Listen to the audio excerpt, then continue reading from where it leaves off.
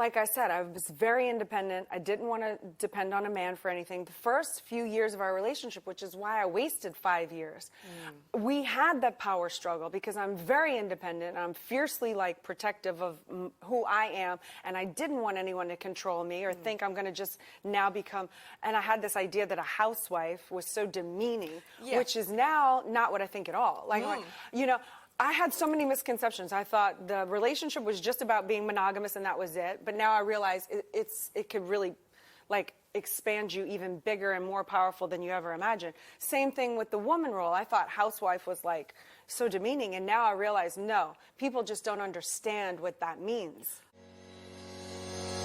A strong and independent woman is something to behold. She pays her own bills, buys her own things, and she doesn't let a man affect her stability or self-confidence. She is a soul-rich woman. Are you ready to be rich doing what you love? Be on purpose and in control of your life again. At For Women Who Love the F Word podcast, we will be openly talking about getting more clients online, getting recognition as the leader and female entrepreneur, and also the F word, being fabulous, having freedom, and financial independence. It's time to own and love the F word. Welcome to the show.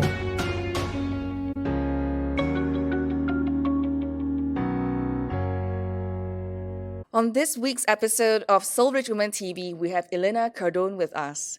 Now, she has shared really powerful nuggets of her wisdom over the years as she transited from being an actress all the way to being the woman of influence, trailblazing next to Grant Cardone, not only in their business, but also having a very powerful relationship. So I want you to stay tuned, and we're definitely going to look forward to what she has for you on this episode. Today, in Marina Bay Sands, here in Singapore, we have a really special guest with us, all the way from Miami. Her name is Elena Cardone. Elena, would you like to introduce yourself? Thank you so much. It's such an honor to be here. I'm from Miami. I've been all over. And this is my first time in Singapore. So it's really an honor to meet you here today. And you just launched your book recently. Mm-hmm. Would you like to share with us a little bit more about your book? Yes, I wrote a book called Build an Empire, How to Have It All. The book was really designed to fast track any person who wants to have a lot of success in their life, not only financial, but also with spiritually or emotionally. I believe that we can have it all. It is a myth that scarcity is a myth. And I wanted to get people to think big enough, fast enough, and cut out all the years that it took me to figure out how to get to where I am now, and put it in this book to help somebody as a guide to just get them there a lot faster than it took me. Yeah. And I love that. In fact, it looks like you are the trailblazing woman of influence. You grew from where you were before, and then you hit it, and then you keep moving, and then pushing it through today. What were some of your biggest struggles during the times when you were growing up and then going to the journey? Well, I was born in Madrid, Spain. As an American citizen on Spanish soil. I moved to the States when I was 1. I grew up in New Orleans, Louisiana. I was kind of a tomboy. I was never bullied. I was tough, you know, and I never did any bullying. And so I lived I pretty much had an idyllic childhood until the age of 13, when my father knocked on my bedroom door at about 4 o'clock in the morning and said, Elena, Goldie's house is on fire. Goldie was my very best friend who lived across the street. And I was still groggy and whatnot. And then he said, and Goldie and her mom are still in the house. And when I heard those words, Goldie and her mom are still in the house, I jetted out of bed and I ran across the street. And, you know, we were there before the fire department. We're trying to do buckets of water and hoses. And long story short, her and her mother did not survive that incident. Oh, dear. And so at 14 years old, not having anything so traumatic occur in my life, I just wasn't skilled enough at that age to deal with something like that. And my father had fought in World War II, and he was a military person, and my mom, we're just very conservative family. So it wasn't like there was any time to really cope. It was life must go on. You know, so the very next day, I stayed home from school that day, and the very next day I was expected to go to school, and I did go to school, but it was traumatizing because there was so much pain involved.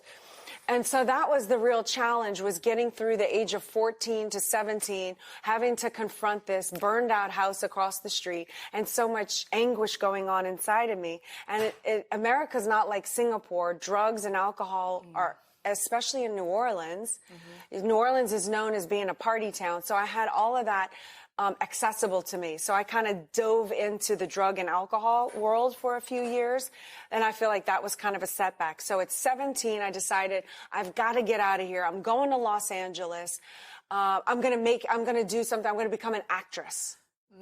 So I went there to become a model and an actress. I was somewhat successful. I did a 2.5-month contract in Tokyo. I worked 2 weeks in Taipei. I modeled there. And then I was on acting shows and commercials, and I kind of had an up and down career until I met Grant.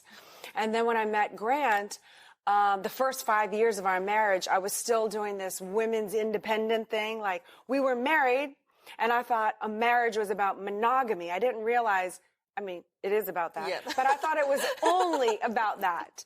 I didn't realize that if you actually partner up with someone, it's what you said, it's strength in numbers. But once in 2008, when the economic collapse occurred, that's when I decided to trade in my acting career, which I was terrified to do at the time because it's what I depended on for my survival since I moved to Los Angeles by myself at 17. So now I'm 30 when I got married. So 17 to 30, I'm Miss Independent, taking care of myself. I don't need a man for anything. Don't you tell me nothing about nothing about nothing about nothing. You know what I'm saying? Yep, I definitely. got to be in control.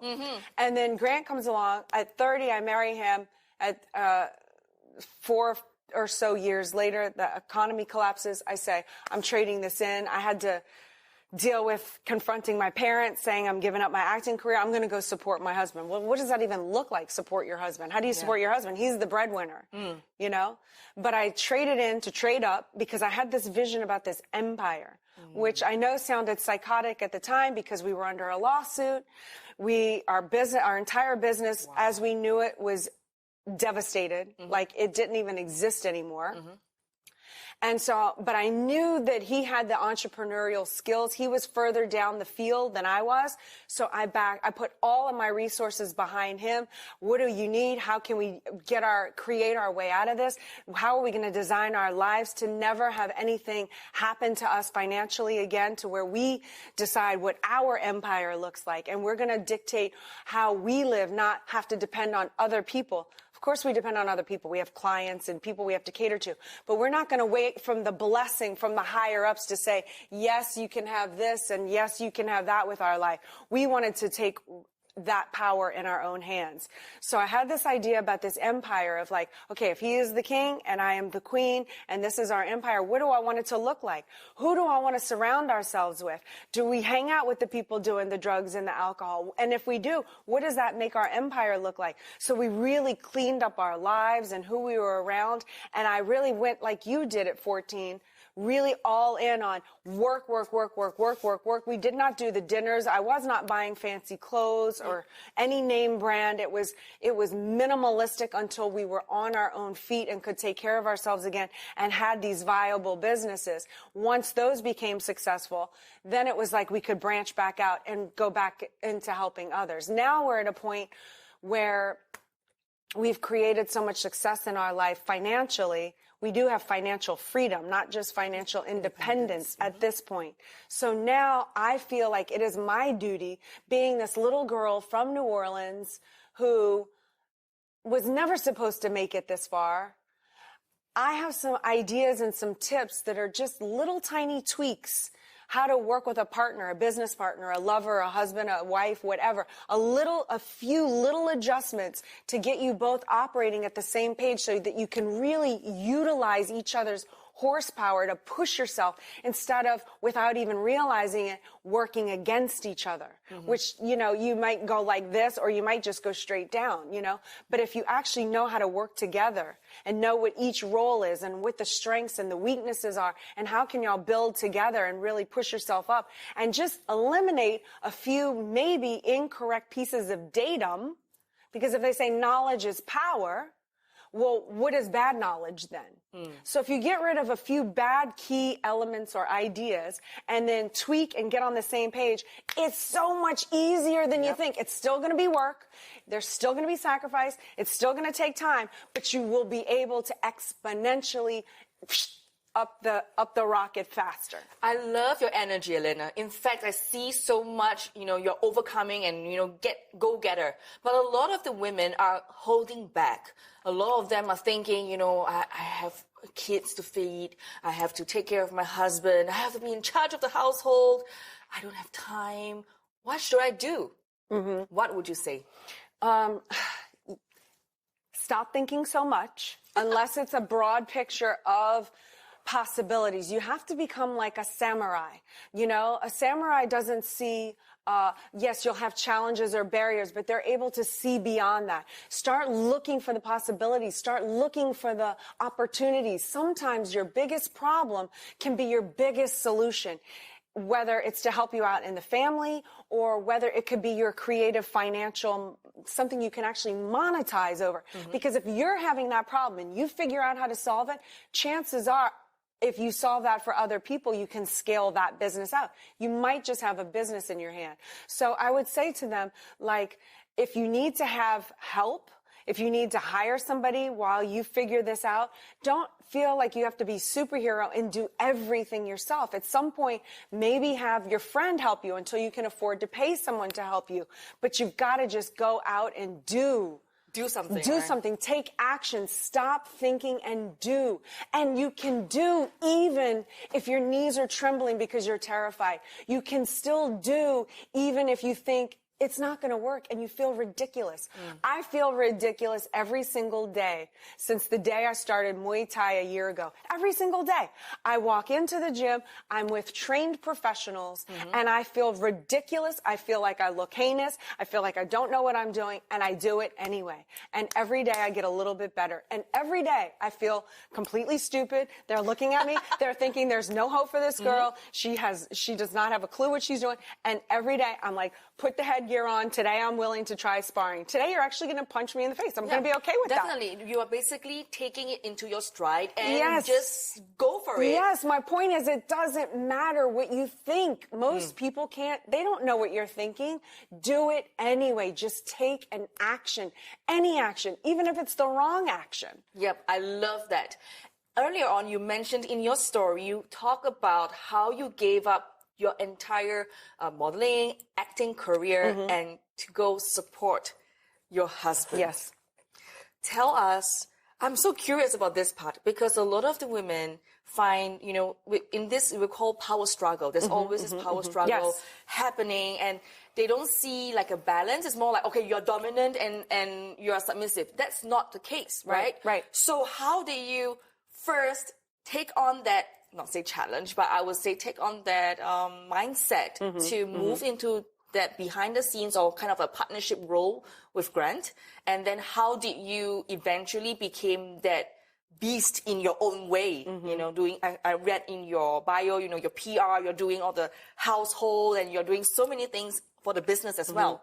So tell us more a little bit about that. Well, like I said, I was very independent. I didn't want to depend on a man for anything. The first few years of our relationship, which is why I wasted 5 years, we had that power struggle because I'm very independent. I'm fiercely protective of who I am. And I didn't want anyone to control me or think I'm going to just now become, and I had this idea that a housewife was so demeaning, which is now not what I think at all. I had so many misconceptions. I thought the relationship was just about being monogamous and that was it. But now I realize it could really, expand you even bigger and more powerful than you ever imagined. Same thing with the woman role. I thought housewife was like so demeaning, and now I realize no, people just don't understand what that means. So tell us what that means. So what that means is when you figure out who does what in the relationship, and I don't care who does what, I don't care if it's male or female, it's who has what strengths. Grant brought to the table this business strength of his.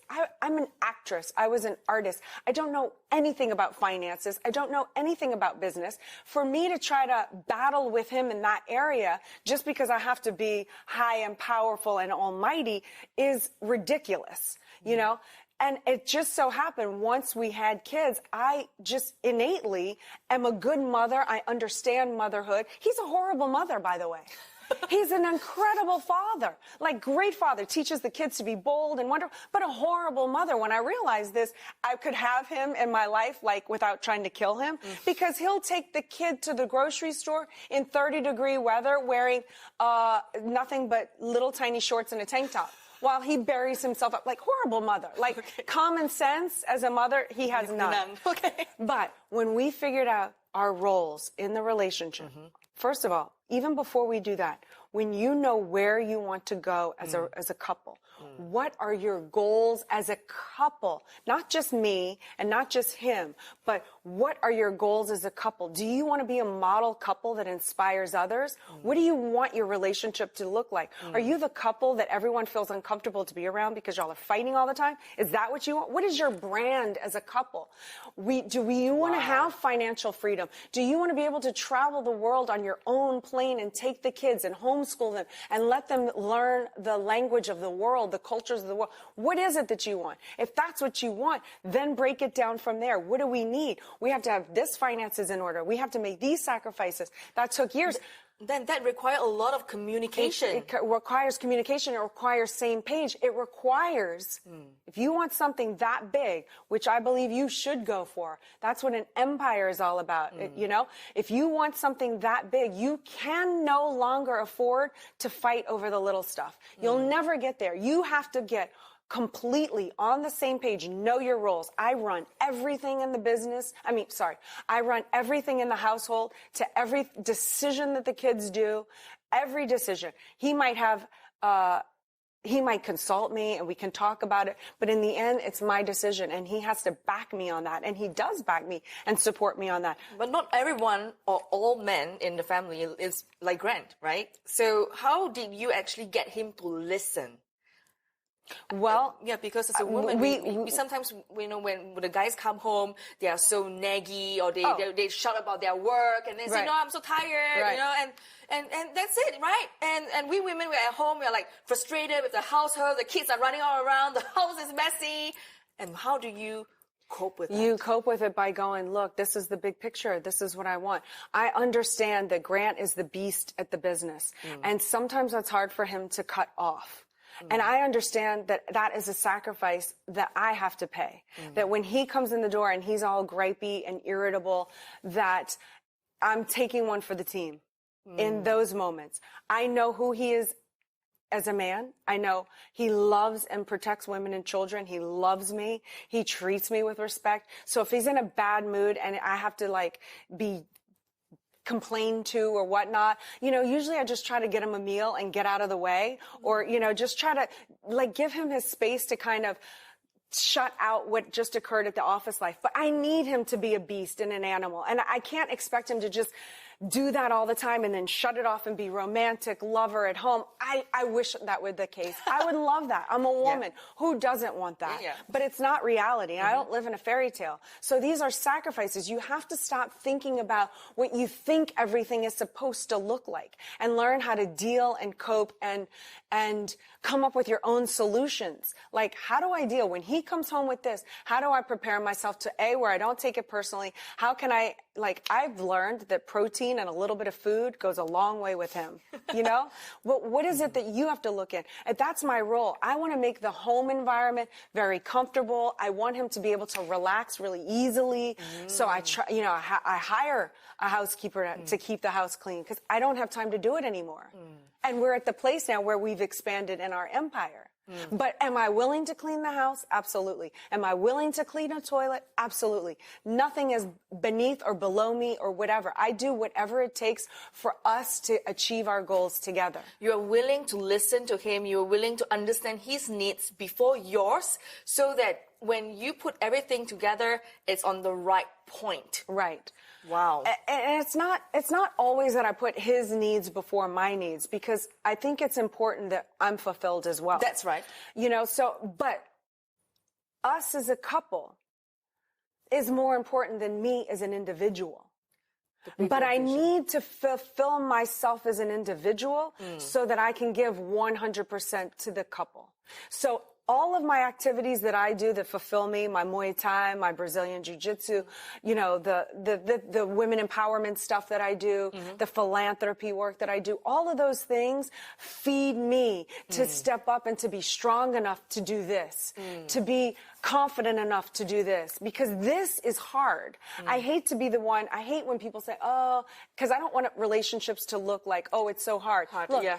But the facts are, if you're going to go for gold in life, if you're going to go for that Olympic gold medal, you're not going to find one athlete that has a gold medal that didn't have blood, sweat, and tears and didn't say it wasn't hard work. And why would it be any different in a relationship? We don't live in this fairy tale world. Just get rid of that idea. I love that. I love rainbows and unicorns just like everybody else, but I don't live in a fairy tale. Yeah, I love exactly what you said, and that's what I've been sharing with the women in our community, because a lot of them are still waiting for that Prince Charming or the white, beautiful There's horse. moments of that, maybe. Yeah, maybe, but it's not.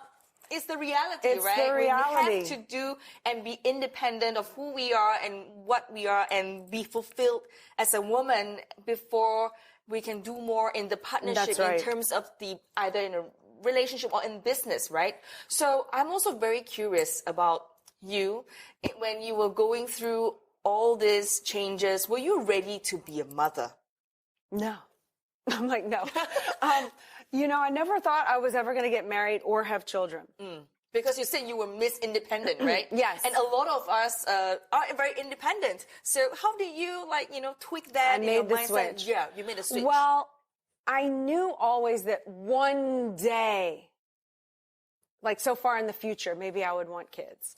But then when I got married, Grant and I wrote a list. We actually wrote a list. I wrote everything that I wanted and needed in a man, in a relationship, if I were going to get married. And he wrote the same thing from his list. And then we shared list. And his list was, I want to be married and I want to have kids. And then there was other things. And I was like, okay, married. Okay, yeah, I can do that. And then I was like, kids, I can do that, but I need to be married for 2 years first. Oh. Can you wait for that? Because I need to have 2 years as us as a foundation.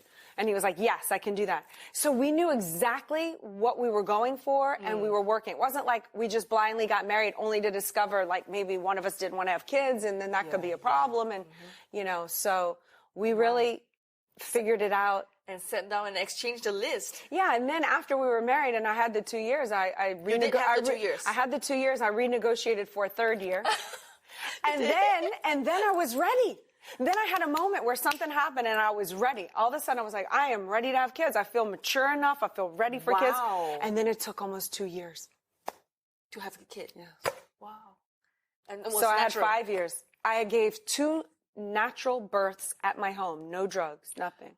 Really? I delivered 2 babies at home, naturally. So powerful. Very powerful. I feel so strong as a woman because of that experience, that I didn't have to depend on any drug other than my own endorphins. And I had that communication with each child as we went through that experience together. And of course, I'm healthy enough and was healthy enough to have a home birth. Yeah. And I did have a doctor there in case there was a problem. The hospital was only a mile or 2 away. So it was very safe conditions. But yeah, I'm really, really proud that I experienced that in the way that I did. It was a beautiful experience. I can see that on your face. It was so beautiful in my own home and surrounded by my friends, and no one took my baby away. She just literally came right here, and it was just so beautiful. There was a bonding It was moment. a bond. We just loved each other. It was so magical, and it was so spiritual. And now that you have become the woman that you have become, you're with kids and running the empire, and your women empowerment movement, what is that key driving force that keeps you going every single day? And when the moment you wake up, every moment, what's on your mind? Because I want, as my legacy, I want to have created empire builders around the world. I want to be able to look myself in the face at the end of my life and say, I made a difference for the better on this world, on this planet. On the little lifetime that I had, I actually made a difference. Wow. Like, it drives me, it moves me. I don't want to just have a normal life. I don't want to just get by and just exist. I want to make a dent. I want to be like, hey, world, here I was. I did something. I did it. And it's to show that you can help more people, right? Yeah, I feel like I'm operating at 15% of my potential right now. It has me so frustrated because I am not doing enough. I am not being big enough. I am not doing everything that I can. And I get very frustrated by that. Like, I have to do more. That's what wakes me up every single day. I'm so far behind where I'm supposed to be. You know what I mean? Yeah, I know that. I can feel that within you. It's just like the same thing for me, waking up every day and pushing it because I want to help more women out there. Yeah. I do too. We should work together. We should. Yeah, Let's do it. We'll figure it out. We will. This will not be the last time we meet. Yes, definitely. Okay. For you right now, when you're saying that you're not doing enough and you want to help more people, what is that number or that pieces that you want to really equip women with?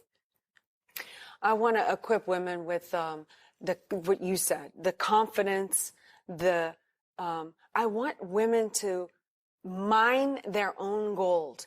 Who are they?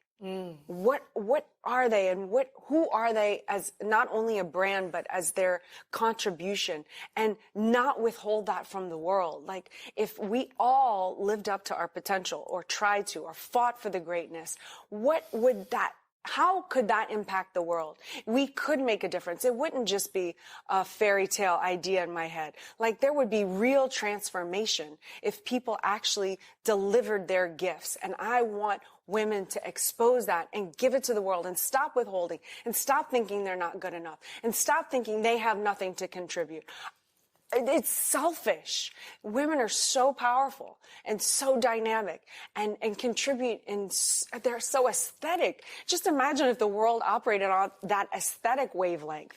What a difference just that could make. It will make 100% difference. Yes. And we will be much more powerful than where we are than now, you know? Right. Yeah. And imagine the children, like women who could rear children to be that from the beginning. So confidence, healthy, happy, trying to make a difference, fitting in society, not fit in traditionally like, I have to do this, but fit in like as a real contributor to make a difference for the better. Like, imagine that.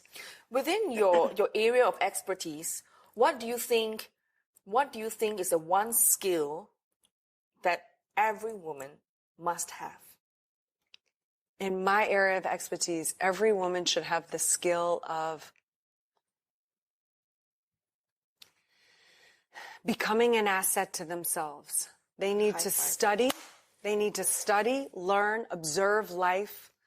And then within that, have a palette that they can move like mercury. Mercury in a thermometer, it can't be held. Move.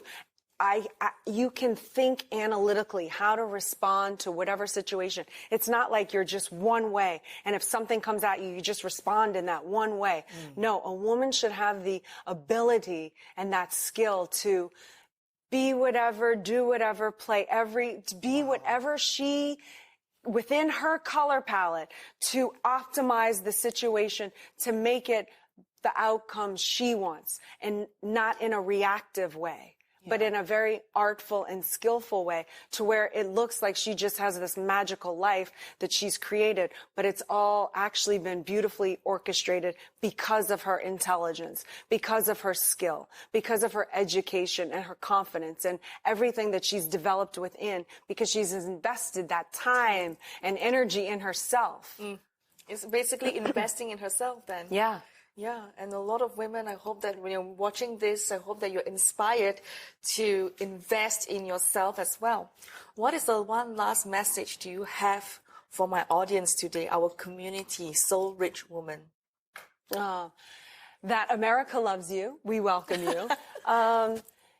Just be a friend to yourself. It took me many, many, many years to actually become a friend to myself.